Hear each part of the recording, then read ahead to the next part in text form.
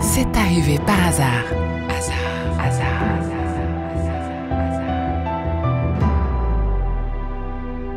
Cet homme-là a fort justement laissé son nom à un hôpital parisien, à un autre à Nantes, à un autre encore à Creil, sans oublier celui de Quimper, sa ville natale. Ce qui n'a rien de surprenant puisqu'il était lui-même médecin. Alors, cet homme-là, on le retrouve à Paris, une fin d'après-midi d'automne de 1815.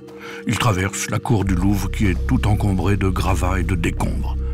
Il marche à petits pas, laissant traîner sa canne sur le sol. Il est comme perdu dans ses pensées. Sans doute songe-t-il à cette malheureuse malade au chevet de laquelle il vient de se pencher. De quoi souffre-t-elle au juste, hein? Il a vainement collé son oreille à tous les endroits possibles de son thorax. La cage thoracique est vraiment un mur sur lequel on se heurte, songe-t-il alors, tout en regardant distraitement deux gamins jouant au milieu de la cour du palais, autour d'une longue poutre disposée en équilibre instable sur de grosses pierres. « Ne vous blessez pas, les enfants. »« Oh, pas de danger, monsieur. On s'envoie tranquillement des messages. On communique à travers le bois. »« Vous communiquez ? » ?»« Ben oui, monsieur. Venez voir. Venez entendre plutôt. Mettez votre oreille au bout de la poutre. » Et le gamin file alors à l'autre extrémité de la pièce de bois, sort un clou de sa poche et se met à gratter. « Alors ? » ?»« Ben, en effet, dit le médecin, en effet, on entend bien les petits frottements du clou, et subitement son visage s'illumine. Parce que oui, en percevant le bruit distinct, très clair, de la pointe du clou frottée contre le bois à 4 mètres de lui, il a compris qu'il existe ce moyen d'entendre la vie à l'intérieur du corps.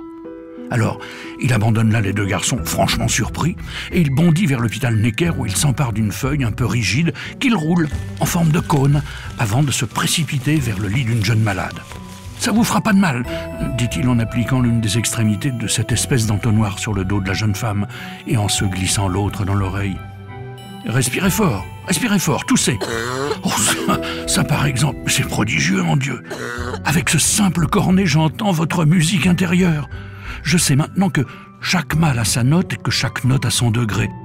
C'est tout un solfège à découvrir. » Et il ne se passe que peu de jours avant que le docteur René Laennec ne se fabrique un cylindre de bois creux qu'il va baptiser stéthoscope, du grec stéthos désignant la poitrine et scope signifiant examiner.